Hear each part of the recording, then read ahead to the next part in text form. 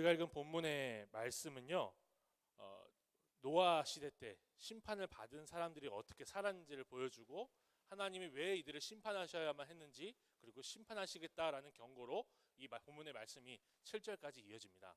우리가 가지고 있는 한글 성경에는 8절까지로 이어져 있는데, 저는 7절까지의 말씀을 함께 묵상하고 이 땅이 아직도 홍수 전과 후 인류가 온 세상에, 이 지구상에 퍼져 있는 이 땅이 여전히 심판받아 마땅한 세상이라는 것을 우리가 다시 한번 확인하고요, 물 가운데서 불 가운데서 건지신 구원의 하나님을 찬양하며 감사함으로 기도의 제목을 삼고자 이 본문의 제목을 잡았습니다. 물과 불 가운데서 우리는 건짐을 받았다는 거죠. 본문은 인류에게 딸들이 태어났다라는 말씀으로 시작을 합니다. 사실은 너무나 당연한 얘기 아닙니까? 하나님이 사람을 만드시되 남자와 여자로 창조하셨기 때문에 사람에게서 아들과 딸이 태어나는 건 너무나 당연한 것인데, 이 본문을 기록하고 있는, 성령의 영감으로 기록하고 있는 모세는 딸들이 태어났다라고 하면서 집중해서 우리에게 이 사람의 딸들이 태어난 모습을 보여주고 있어요. 그리고 그 딸들을 자기가 원하는 대로 선택해서 아들들이 결혼을 하는, 자기 아내로 취하는 그런 장면이 4절까지 쭉 나열됩니다. 사람이 태어나고 결혼하는 것이 뭐가 잘못되겠습니까? 그렇죠? 하나님이 생육하고 번성하고 땅에 충만하라 하셨으니 당연히 해야 되는 것인데, 5절에서 여호와께서 이런 평가를, 이 세상을 향해서 이런 평가를 내리시는데요, 제가 5절 6절을 한번 읽어보겠습니다. 여호와께서 사람의 죄악이 세상에 가득함과 그의 마음으로 생각하는 모든 계획이 항상 악할 뿐임을 보시고 땅 위에 사람 지으셨음을 한탄하사 마음에 근심하시고, 하나님이 한탄하시고 하나님이 근심하실 정도로 이 세상, 그냥 딸들이 태어나고 아들들이 아내를 취하는 이 세상이 악했다라고 평가가 되고 있습니다.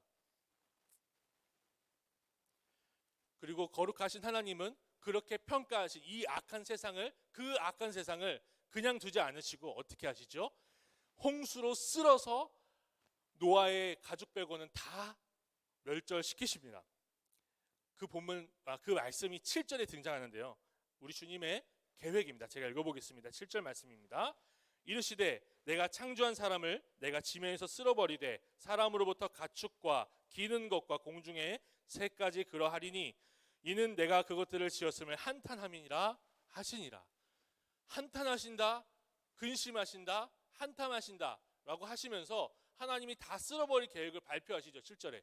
그리고 7장에는 그 계획이 실행이 됩니다. 우리가 잘 알고 있는 것처럼 노아의 시대에 홍수로 궁창을 무너뜨려 하늘의 창이 열려서 내려오고 땅의 지하수가 터져 나와서 사람들이 다 물에 잠겨 죽게 되는 그런 심판을 우리가 읽게 되는 것이죠. 그렇다면 심판을 받아 마땅한 그 사람들은 얼마나 악했길래 이렇게 엄중한 심판을 받아야만 했을까요? 사실 제가 그냥 건너뛰었어요. 2절에서 4절은 그냥 쭉 건너뛰었어요. 왜냐하면 저랑 여러분이, 우리 성도님들이 같이 생각해야 될 부분이 있어서 그렇습니다. 개역개정 성경에는 너무나 아름답게, 사실 고상하게 번역이 되어 있는데, 원어 성경을 따라서 쭉 다 보다 보면 이 모세가 노아 시대의 죄악을 얼마나 신랄하게 까서 보여주고 있는지를 알 수가 있어요. 제가 제 개인적인 생각이 아니라 이거를 실제로 제가 총신대학교 다닐 때, 대학교 군대 갔다 와서 3학년 때에 이 본문을 연구를 맡아가지고 제가 교수님 앉혀놓고 학생들 다 앉아있는 상태에서 제가 히브리어를 다 연구하고 헬라어를 연구해서 발표를 한 적이 있습니다. 그래서 제가 틀렸을까 맞았을까 굉장히 고민도 되고, 이게 망신당하면 어떡하지, 이렇게까지 해석해도 되나? 라고 생각을 하고 발표를 했는데 교수님께 칭찬을 받았어요. 그게 맞다고. 왜 칭찬을 받은지 한번 보실까요? 2절의 말씀인데요, 제가 한번 읽어보겠습니다. 하나님의 아들들이 사람의 딸들의 아름다움을 보고 자기들이 좋아하는 모든 여자를 아내로 삼는지라. 하나님의 아들들, 그리고 아름다움을 보고 아내로 삼는다. 뭐가 잘못됐을까? 히브리어로 잘 살펴보면 하나님의 아들들이라고 되어 있는 부분에서 이 부분을 그냥 진짜 직해를 해버리면요, 의역하지 않고 직해를 해버리면 신들의 아들들이라고 번역이 됩니다. 그리고 참 신기하게도 2절에서 하나님의 아들들, 신들의 아들들이 등장하잖아요. 그리고 4절에서 또 신들의 아들들이 등장합니다. 근데요, 3절에서 우리가 믿는 세상을 창조하신 하나님이 말씀하실 땐 여호와라고 하십니다. 여호와. 신들이라고 번역을 할 수 있고 여호와라고 번역할 수 있고 또 신들이라고 번역하는 교차가 나와요. 모세는 이걸 보여주고 싶은 거예요. 자기를 신들의 아들들이라고 부르는 사람들이 나타났다. 우리는 흔히 경건한 사람들, 이 아담 셋의 자손들이라고 읽기 참 좋은데 모세는 기술적으로 그걸 보여준 거죠. 자기를 신들의 아들이라고 주장하는 사람들이 있는데 근데 그들과 다르게 우리가 믿는 분은 여호와시다. 스스로 계시는 그분, 이 세상을 창조하신 그분이 악하다고 평가하셨다. 그들은 아름다움을 보고 자기들이 선택해서 취했지만 여호와께서는 악하다고 평가하셨다. 이렇게 구별을 딱 놓는 거예요. 이해가 되십니까? 요점 구별이 됐으면 신들의 아들들이 셋의 자손들이 아니라 자칭이라는 것을 우리가 좀 알게 되는 거죠. 자칭. 힘이 있고 권력이 있고 다른 사람들 위해 군림하는 사람들은 역사 가운데 다 자기를 이렇게 소개했습니다. 신들의 아들들. 제가 그리스 로마 신화를 굉장히 좋아해요. 저는 독일에 가서 그걸 전공하려고 했어요. 왜냐하면 그리스 로마 신화가 퍼져 있는 그 아테네에서 사도 바울이 설교를 하잖아요. 근데 그 그리스 로마 그 문화를 다 벗겨내고 복음을 전할 수 없고 그들이 알아듣는 목소리, 알아듣는 단어를 다 사용해서 전하거든요. 저는 그걸 연구하고 싶었어요. 어떻게 하면 사도 바울처럼 이 시대가 알아듣고 이 악한 세대에도 하나님의 말씀을 잘 전할 수 있을까? 그래서 그리스 로마를 살펴봤더니 요 신들의 아들들에 대한 예가 있더라고요. 스파르타라는 나라 아십니까? 스파르타는 굉장히 강력한 강대국이었어요. 이 사람들은 노예들을 굉장히 많이 거느리고 다녔습니다. 스파르타 국민하면 국민의 10% 정도밖에 안 돼요. 나머지 90%는 다 노예들이에요. 스파르타 국민은 노예가 아닌 국민은 농사도 안 짓고요. 집안일도 안 합니다. 다 알아서 합니다. 이 스파르타 국민은 그냥 전쟁 연습하고 책 보고 그게 다였어요. 그러니까 강대국이 되죠. 이 사람들이 주장하는 바는 뭐냐면 그리스 로마 신화에 나오는 헤라클레스가 자신들의 조상이라는 거예요. 헤라클레스가 누구죠? 제우스가 아름다운 여인을 만나가지고 인간 여인을 만나서 아기를 낳습니다. 그게 헤라클레스예요. 반은 인간이고요, 반은 신이에요. 그러니까 결국에는 스파르타 사람들이 우기는 게 뭐예요? 자기들은 신들의 후손이다. 그 얘기한 거예요. 그러니까 노예들을 많이 거느리고 다니면서 그렇게 호의호식해도 자기는 괜찮다. 특별한 존재다. 그거를 강조한 거죠. 로마가 세워지잖아요. 로물루스 레무스 황제가 이제 취임을 하죠. 근데 이 로마의 쌍둥이 형제는 늑대젖을 먹고 자랐습니다. 그리고 나중에요 죽을 때, 그러니까 신화에 나오는 거예요. 죽을 때 그냥 죽는 게 아니에요. 갑자기 사라져요. 그리고 하늘에 올라가서 로마 시를 수호하는 수호신이 되어버립니다. 이게 세상 사람들이요, 강력한 사람, 명예가 있는 사람, 권력이 있는 사람들을 자연스럽게 포장하는 방법이었어요. 내가 신의 아들이다. 바로는 안 그랬을까요? 그랄 왕 아비멜렉은 안 그랬을까요? 멀리 갈 필요도 없어요. 단군 신화 보세요. 단군 신화.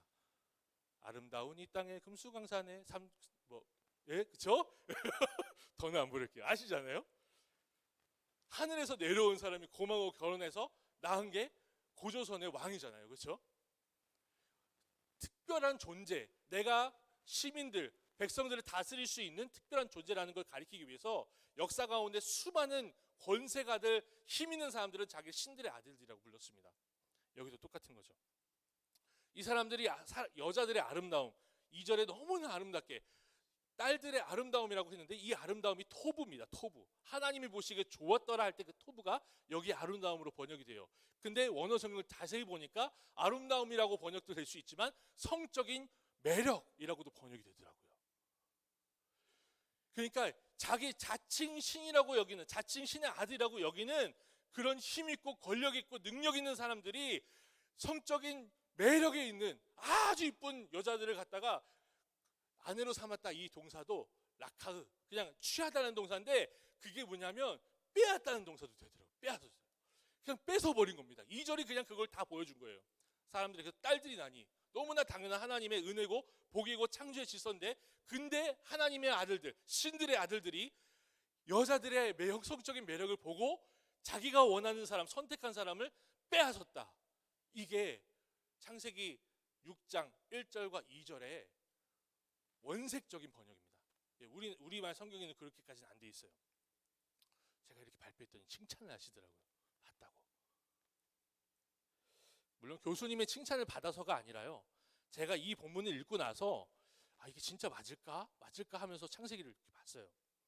근데 그게 홍수 이후에 비슷한 사건이 나는데, 아브라함이 하나님의 말씀을 따라서 본토 친척 아비집을 떠나 내려오잖아요. 근데 본토 친척 아비집은 자기를 보호할 수 있는 모든 그런 보호 세력인데 그걸 떠났어요. 그리고 나서 가뭄 들어서 애굽 내려갔고, 그리고 나서 그랄에 갔어요. 그때 자기 아내한테 한 말이 있습니다. 어디 강대국에 가면 이것만 하자. 뭐라고 했죠? 아내 보고 누이라고, 여동생이라고 하자고 했죠. 그런데 애굽에 내려갔을 때 바로가 사라를 데려갑니다. 그랄에 갔을 때 아비멜렉이 사라를 데려갑니다. 보이세요? 신들의 아들들이라고 불리던 자칭 그런 사람들이 자기가 원하는 여자를 어떻게든 강제로 뺏어가는 그 문화가, 그 죄악이 그대로 쭉 이어지는 거예요. 창세기 전체에.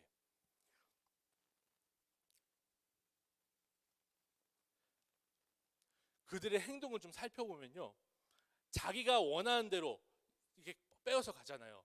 2절과 4절에 등장하거든요. 4절에 보면은 이 사람들이 굉장하게 네피림, 하나님의 아들들, 용사, 명성 있는 사람들이라고 얘기 나와요. 근데 그 사람들, 이렇게 나와 있는 사람들 중간에 3절에서 하나님이 그들의 죄악의 원리들을 분명히 밝혀내시는데요. 제가 한번 읽어보겠습니다. 3절의 말씀이거든요.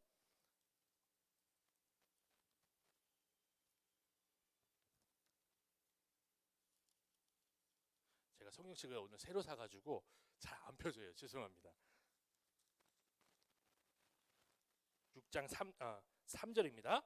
여호와께서 이르시되 나의 영이 영원히 사람과 함께하지 아니하리니 이는 그들이 육신이 됨이라. 그러나 그들의 날은 120년이 되리라 하시니라. 자기가 원하는 사람을 빼앗고, 여자를 빼앗고 자기 아들로 삼는 모습, 그리고 명성 있는 사람들의 나열이 쭉 나오고 나서 하나님이 그 가운데 뭐라고 하시죠? 육신이 됨이라. 죄악된 세상에 죄악의 가장 근원적이고 그 죄의 근원적이고 원리는 육신이 됨이라는 거예요. 육신이 됨이라. 자기의 육체가 원하는 대로, 자기 눈으로 본 대로, 자기가 귀에 들리기 좋은 대로, 자기가 말하기 좋은 대로, 행하기 좋은 대로 자기 육체를 위해서 살아가는 것, 그것이 죄악의 원리, 죄악의 근원, 세상의 모습이라는 것을 분명히 보여주는 것입니다. 그런 세상이 홍수로 심판을 받았습니다. 그런데 아까 말씀드린 듯이 홍수로 심판을 받은 이 사람들 말고 홍수 이후의 사람들도 똑같은 모습을 보이게 됩니다. 그리고 우리가 살고 있는 이 시대도 돈을 가지고, 힘을 가지고, 권력을 가지고 여자를 보쌈을 해서 자기 아내로 삼는 그런 모습은 보이지 않지만, 시민사회가 됐고 문화가 됐고, 그렇죠? 문화가 발전했고 그렇게 됐지만 결국에는 이 시대도 노아의 홍수로 물로 심판을 받은 사람들과 똑같은 죄악을 벌이고 있는 모습을 우리가 심심치 않게 볼 수가 있고 생각해 볼 수가 있습니다. 문화는 많이 발전했어요. 텔레비전부터 스마트폰, 여러 가지가 정말 많이 발전했습니다. 원하면 전 세계 여러 나라에 있는 정보들을 다 긁어 모을 수 있는 시대를 살고 있습니다. 그런데 문화의 코드는 여전히 성적인 매력에 있습니다.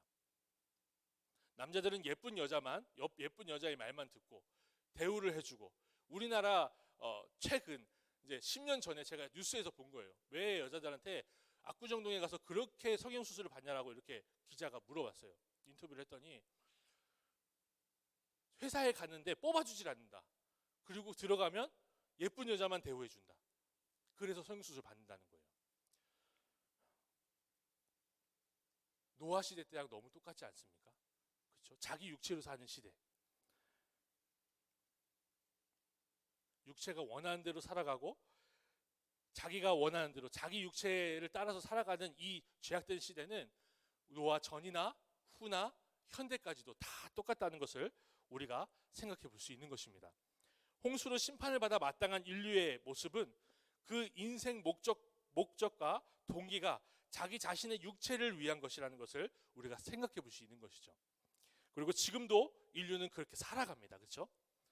타락한 세상은 시대와 상황이 바뀌어도 연령과 성별을 뛰어넘어 결국 자기 육체만을 위해 살아갑니다. 결국 오고 가는 세대의 모든 인류는 하나님 앞에서 죄를 지으며 심판을 기다리는 세대라라고 우리가 정리해 볼 수 있는 것입니다. 그러니까 홍수로 쓸려버린 사람들이 우리보다 더 죄를 많이 지어서, 우리 시대보다 더 죄를 많이 지어서 홍수 심판을 받은 게 아니라는 거예요. 이 세상이 노아 때와 같이 홍수로 심판을 받지 않는 것은요, 지금이 그때보다 덜 악하거나 조금 더 낫기 때문이 아닙니다. 오직 하나님이 예수 그리스도 안에서 구원할 사람들이 아직 남아있기 때문이라는 것을 우리가 생각해 볼 수 있습니다. 그래서 하나님이 노아에게 무지개 언약을 주십니다. 다시는 물로 심판하지 아니하리라. 그러나요, 거룩하신 하나님은 마지막 날까지 이 죄악된 세상을 심판할 것을 유보하시긴 하지만 결국에는 반드시 심판할 것을 우리는 성경을 통해서 배우고 그렇게 고백합니다. 믿으십니까? 그 심판은요, 마지막 날의 심판은 물로 하지 않으시고 이제 불로 하실 건데, 그 불은 하늘이 녹아버릴 정도로 엄중한 심판이다. 사도 베드로가 분명히 말해주고 있어요. 베드로후서 3장 12절의 말씀이거든요. 제가 읽어보겠습니다. 하나님의 날이 임하기를 바라보고 간절히 사모하라. 그날에 하늘이 불에 타서 풀어지고 물질이 뜨거운 불에 녹아지려니와. 사랑하는 성도님들, 우리는 이렇게 여전히 하나님의 심판을 받아 마땅한 세상에서 건짐을 받았습니다. 믿으십니까? 이제 우리는 하나님이 심판하실 세상에 속한 사람들이 아니라 하나님이 예수 그리스도 안에서 구원하신 그의 자녀들입니다. 그러므로 우리는 우리의 육체가 원하는 대로 사는 이 세상의 풍조를 쫓아갈 게 아니라 하나님이 원하시는 대로, 하나님이 뜻하신 대로 살아가는 하나님의 자녀들로 살아가야 될 것입니다. 그래서 이러한 문맥을 가지고 소요리 문답 첫 번째 질문과 대답은 인생의 주된 목적이 무엇입니까? 라고 질문하고 인생의 주된 목적을 이렇게 대답하게 만들어놨어요. 인생의 주된 목적은, 궁극적인 목적은 하나님을 영화롭게 하는 것과 그를 영원토록 즐거워하는 것입니다. 이것이 우리의 인생의 목적이 되어야 될 것이고 행복이라 고백할 수 있어야 될 것입니다. 왜냐하면 우리는 물과 불 가운데서 건짐을 받았기 때문에 그래요. 하지만 우리가 매일 말씀을 보면서 하나님의 성령을 의지하지 않는다면 어떻게 이 세상을 하나님의 자녀답게 살 수 있겠습니까? 하루를 하나님의 말씀을 묵상하고 기도하면서 시작하지 않는다면 우리는 이 세상 사람들과 똑같이 자기 육체를 위해서 내가 본 대로, 내가 보기에 좋은 대로 살아갈 수밖에 없습니다. 앞에 사람들이 다 그렇게 살아가면 어쩔 수가 없어요. 우리가 구원을 받았지만 아직 영화롭게 되지 않았기에 우리는 거룩하게 되어 가지만 결국에는 이 땅에서도 죄를 지을 수밖에 없습니다. 그러다 보니까 하나님의 말씀을 의지하지 않으면 한순간에 어떠한 직분과 상황과 상관없이 한순간에 넘어가 버리게 돼 있어요. 세상 사람들과 똑같이 살아가게 되고 있고요. 목회자들도 응답을 많이 받아요. 예쁜 신학생을 보면 자꾸 기도의 응답을 받았대요. 그래서 자매님과 결혼하는 게 하나님의 뜻입니다. 이렇게 응답을 받았다고 그렇게 하는 분들을 좀 제가 그러니까 목사님이 설교하실 때 들었는데 신학교 가서 진짜 보니까 너무 깜짝 놀랐더라고요. 그래서 너무 깜짝 놀랐습니다. 목회자도 어떤 사람도 그냥 세상 사는 대로 그냥 살아가면 그렇게 갈 수밖에 없습니다. 그런데 우리가 육체로 살아가면 만족을 할 수가 없습니다. 왜냐하면 육체로 살아가면요, 거기에는요 참된 행복이 없어요. 그래서 만족할 수가 없고 주님 보시기에 아름답게 살아가는 것이 아니라 자꾸만 목말라 해요. 세상적인 것에 목말라 해요. 제가 카메라를 카메라를 되게 좋아하게 됐어요.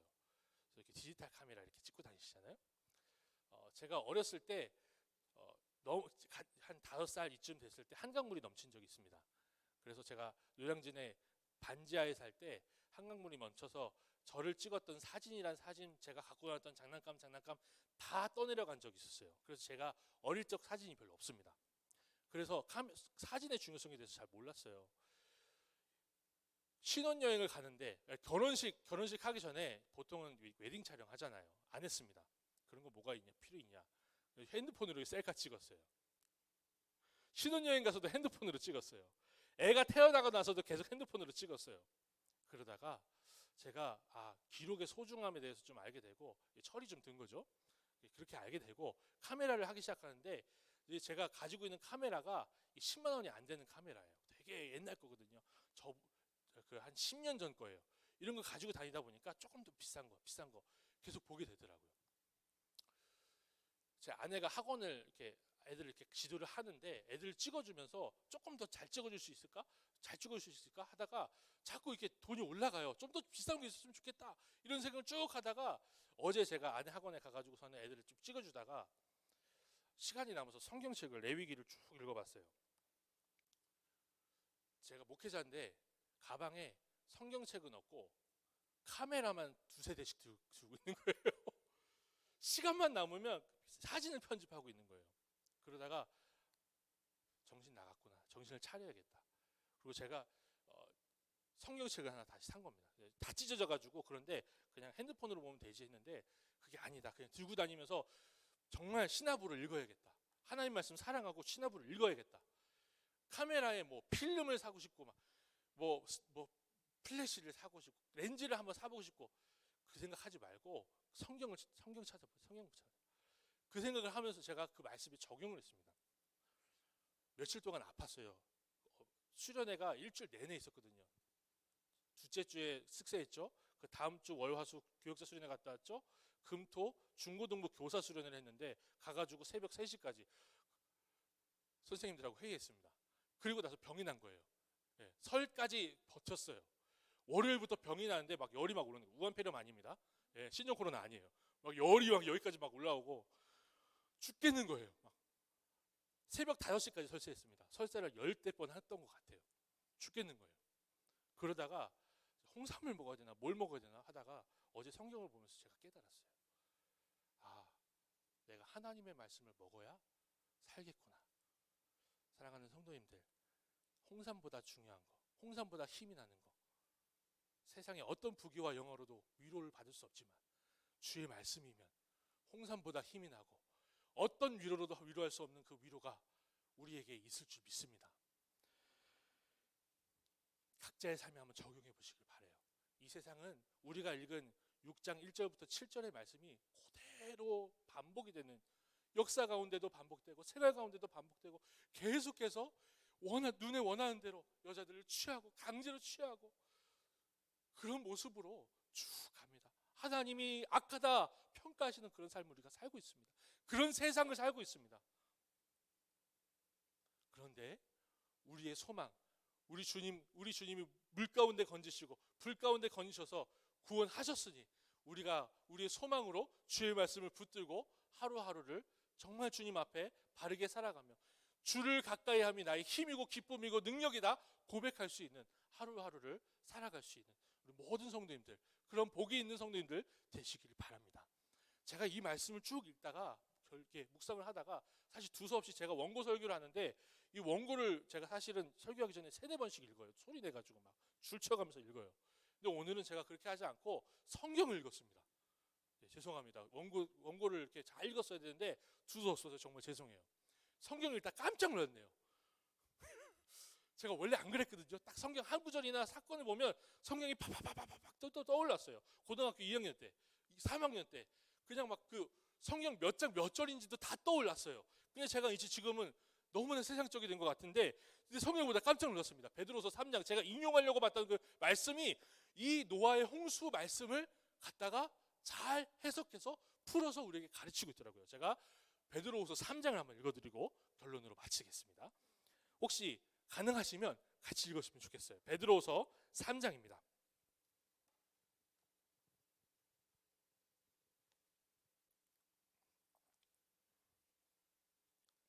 3장 1절부터 13절 제가 결론으로 읽고 함께 회개하며 또 감사하는 기도 드리면 좋겠습니다. 제가 쭉 읽을 테니까요, 눈으로만 따라오셔도 될 것 같습니다. 사랑하는 자들아, 내가 이제 이 둘째 편지를 너희에게 쓰노니 이 두 편지로 너희의 진실한 마음을 일깨워 생각나게 하여 곧 거룩한 선지자들이 예언한 말씀과 주 되신 구주께서 너희의 사도들로 말미암아 명하신 것을 기억하게 하려 하노라. 먼저 이것을 알지니 말세에 조롱하는 자들이 와서 자기의 정욕을 따라 행하며 조롱하여 이르되 주께서 강림하신다는 약속이 어디 있느냐, 조상들이 잔후로부터 만물이 처음 창조될 때와 같이 그냥 있다 하니 이는 하늘이 옛적부터 있는 것과 땅이 물에서 나와 물로 성립된 것도 하나님의 말씀으로 된 것을 그들이 일부러 잊으려 함이로다. 이로 말미암아 그때의 세상은 물이 넘침으로 멸망하였으되 이제 하늘과 땅은 그 동일한 말씀으로 불사르기 위하여 보호하신 바 되어 경건하지 아니한 사람들의 심판과 멸망의 날까지 보존하여 두신 것이니라. 사랑하는 자들아, 주께서는 하루가 천년 같고 천년이 하루 같다는 이 한 가지를 잊지 말라.